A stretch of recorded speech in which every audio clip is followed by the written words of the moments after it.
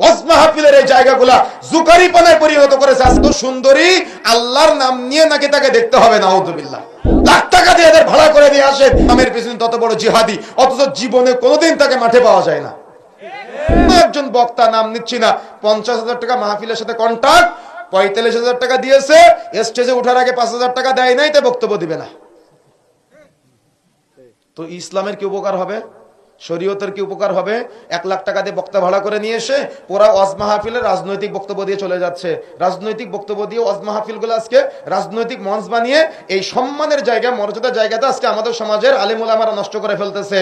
তুকার টাইপের যারা আছে, গত কয়েকদিন আগে দেখলাম একজন বক্তা, গত 2-1 দিন আগে আপনারাও দেখেছেন, একজন মহিলা অর্থাৎ নায়িকাকে কেন্দ্র করে বলতেছে সে এত সুন্দরী, আল্লাহর নাম নিয়ে নাকি তাকে দেখতে হবে, নাউযুবিল্লাহ।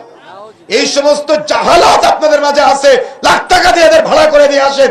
আর যারা কোরআন হাদিস দিয়ে বক্তব্য দেয়,